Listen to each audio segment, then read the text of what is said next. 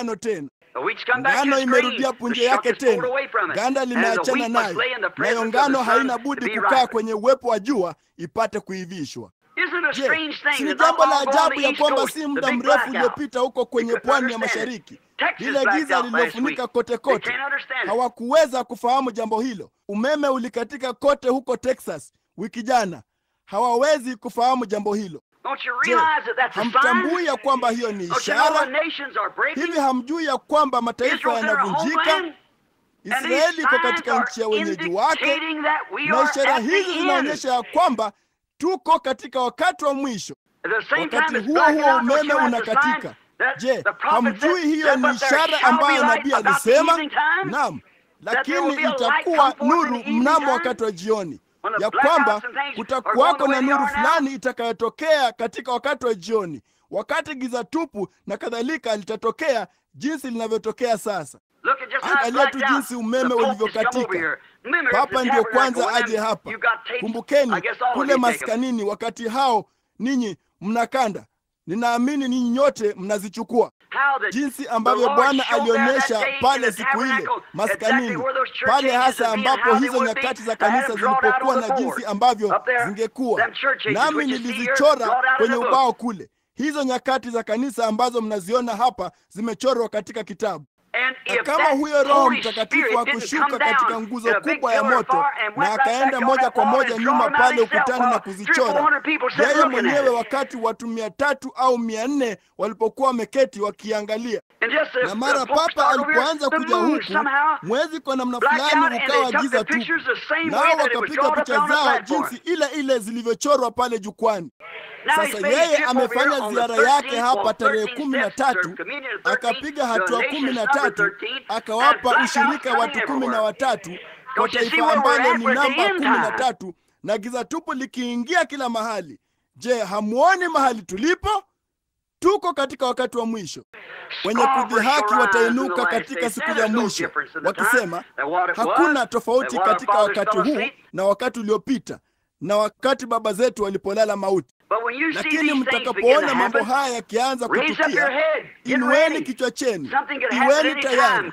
Jambo fulani linaweza kutokea wakati wowote, Kristo akija kuchukua kanisa lake. Sasa hao hawaamini hayo, kwa maana ni hiyo ni wao wanapasa, hawatambui ya kwamba wao ndio wanaoyatimiza maandiko. Watu kwa kweli hawatambui jambo hilo.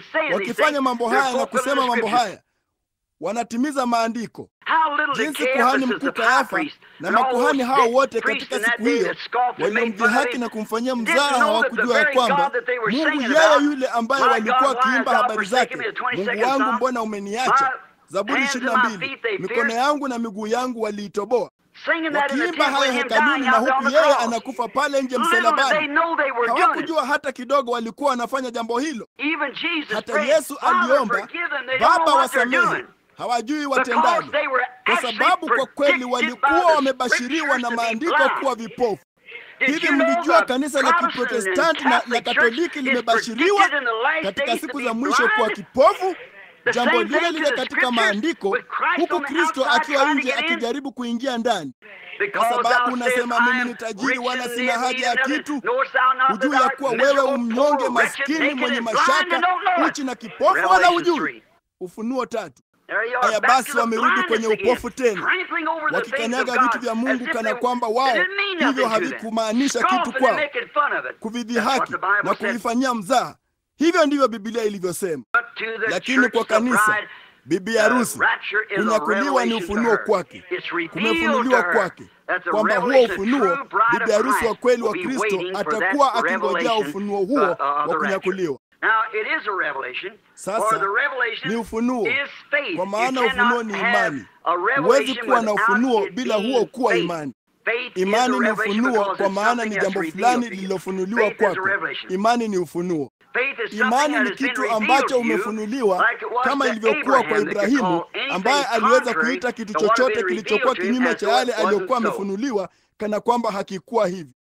Sasa imani, hivyo ndivyo imani ilivyo, ni ufunuo wa Mungu. Kanisa limejengwa juu ya ufunuo, mwili wote mzima. Hapa majuma machache yaliyopita nilikuwa nikizungumza na mhudumu mbatisti mzuri. Alikuja kujadiliana nami. Alisema, ninakupenda kama mwanadamu, lakini kasema, wewe umechanganyikiwa kabisa.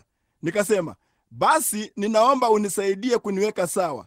Akasema, kwa maandiko. Akasema, hatutaweza kamwe, ndugu Branham, kukubaliana katika mambo haya mpaka tutakapoweka kila neno juu ya neno juu ya neno likubaliane na Kiyunani na kadhalika. Akasema, no bwana, unajua vema zaidi kuliko hilo. Nikasema, hata katika lile baraza la Nikea huko nyuma kabisa, umbali huo miaka 300 tangu kifo cha Kristo, wao walikuwa wangali wanahojiana kwamba ni mwanachuoni gani wa Kiyunani alikuwa sahihi. Huwezi kujua, ni ufunuo. Jambo hilo lote ni ufunuo. Akasema, mimi siwezi kukubali ufunuo. Nikasema, basi unawezaje kumkubali Kristo? Akasema, mbona Biblia ilisema yeye amwaminie ni Yesu Kristo yuna uzima wa milele. Nikasema, hiyo ni kweli. Inasema pia ya kwamba hakuna mtu anayeweza kukiri Yesu ni Kristo ila tu kwa ufunuo wa Roho Mtakatifu ambao mtu huyo amefunuliwa. Unaona? Haya basi, ninarudi nyuma tena moja kwa moja. Ninarudi moja kwa moja kwenye ufunuo. Ninapaswa kufunuliwa katika Biblia. Kaini na Habili hawakuwa na Biblia kusoma, lakini ilifunuliwa kwa Habili kwa imani, ambayo ni ufunuo. Habili alimtolea Mungu dhabihu iliyo bora zaidi kuliko ile ya Kaini, ambapo Mungu alishuhudia kwamba alikuwa mwenye haki.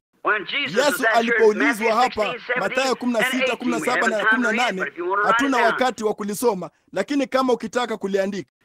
Yeye alisema, watu husema kwamba mimi mwana wa Adamu ni nani? Mmoja wao alisema, wewe ni Musa, Eliya ama kadhalika. Yeye akasema, lakini ninyi mnasema kwamba mimi ni nani? Akasema, wewe ndiwe Kristo mwana wa Mungu aliye hai. Akasema, heri wewe Simoni mwana wa Yona, kwa kuwa mwili na damu havikufunulia hili, Baba yangu aliye mbinguni amekufunulia hili. Juu ya mwamba huu ufunuo wa kiroho wa Mungu ni nani? Kwamba Yesu ni nani? Naye ni ufunuo wa Mungu. Mungu aliyefanyika mwili na kufunuliwa kwa ulimwengu. Yeye alikuwa katika ulimwengu. Mungu alikuwa katika Kristo akiupatanisha ulimwengu kwa nafsi yake, akifunua jinsi Mungu alivyokuwa katika mwili wa nyama. Wewe ndiye Kristo mtio mafuta, mwana wa Mungu. Yeye akasema, mwili na damu havikufunulia hili kamwe, bali Baba yangu aliye mbinguni amekufunulia hili. Juu ya mwamba huu nitalijenga kanisa langu, ufunuo wa neno katika majira yake. Nitalijenga kanisa langu, na milango ya kuzimu hayawezi kulishinda. Kitabu cha Ufunuo ndicho kitabu cha mwisho cha Biblia. Kimetoa muhuri kwa wasioamini. Humo ndani Biblia inasema katika mlango wa 22, yeyote atakayeondoa neno moja kutoka kwake ama kuongeza neno moja kwake, mimi nitamwondolea sehemu yake kutoka katika kitabu cha uzima.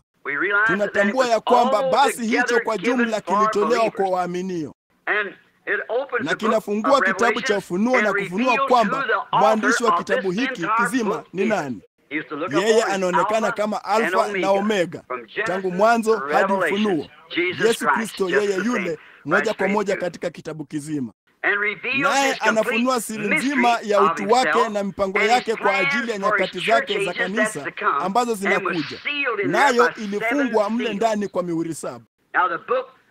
Sasa kitabu hiki kiliandikwa, lakini basi kumbuka, kilitiwa muhuri kwa mihuri 7, na mihuri hii 7 haikuwa ifunguliwe, Ufunuo 10, hadi kule kutangaza kwa yule malaika wa mwisho mwanadamu hapa duniani, Ufunuo 17. Unaona? Na katika siku za kutangazwa kwa ujumbe wa malaika wa mwisho, malaika wa 7, siri ya Mungu itatimia katika wakati huo. Na huo ndio wakati tunaoishi. Sote tunajua tunaishi katika wakati wa Laodikia. Kamwe hakutakuwa na wakati mwingine zaidi. Haiwezekani. Kwa hiyo tunaishi katika wakati wa Laodikia, na hii mihuri 7 ambayo imeshikilia kitabu hicho ni siri kwa watu. Kinapaswa kufunguliwa katika siku hiyo. Hivyo ndivyo alivyoahidi. Sasa haitakuwa ni jambo lolote nje ya neno, kwa kuwa huwezi kuongeza kwenye neno wala kutoa kutoka kwenye neno. Halina budi kudumu neno daima. Lakini ule ufunuo utafunua kweli yake kwamba ni nini, kuifanya ikubaliane na maandiko haya mengine. Ndipo Mungu anathibitisha kwamba jambo hilo ni kweli. Unaona, Mungu hahitaji mfasiri yeyote. Yeye ndiye anayejifasiria. Yeye hujifasiria mwenyewe kwa kutimiza mambo ambayo yeye alisema yangetimia. Kama vile hapo mwanzo yeye alisema iwe nuru, na nuru ikawa. Hilo halihitaji tafsiri yoyote, lilithibitishwa. Sasa yeye aliahidi mambo fulani fulani katika siku hii ya mwisho katika maandiko. Mbona ndio hayo hapo. Hivyo ndivyo Yesu aliyokuwa mwana wa Mungu. Yeye aliahidi kumtuma wakati alipokuwa hapa duniani katika siku zake, nao watu hawakuweza kumwamini. Yeye alisema, yachunguzeni maandiko, kwa kuwa ndani yake mnafikiri mna uzima wa milele, nayo ndiyo yanayonishuhudia mimi. Kama sizitendi kazi za Baba yangu, basi msiniamini mimi. Lakini kama hamwezi kuniamini mimi, aminini kazi nizifanyazo, maana zinashuhudia kwamba mimi ni nani. Vema, basi katika wakati wa Wesley, kazi alizofanya zilishuhudia kwamba yeye alikuwa ni nani. Katika wakati wa Luther, kwenye yale matengenezo, mbona hakika zilishuhudia kwamba yeye alikuwa ni nani. Katika siku za Pentekoste, kule kurudishwa kwa karama, kunena kwa lugha na kutoa pepo na karama, mbona ilishuhudia? Hakukuwako na utani juu ya jambo hilo. Watu walisema wakati jambo hili lilipozuka mara ya kwanza, nilisoma vitabu vya historia ya Pentekoste, walisema hauwezi kudumu muda mrefu, utazima, ungali unalipuka moto. Kwa nini?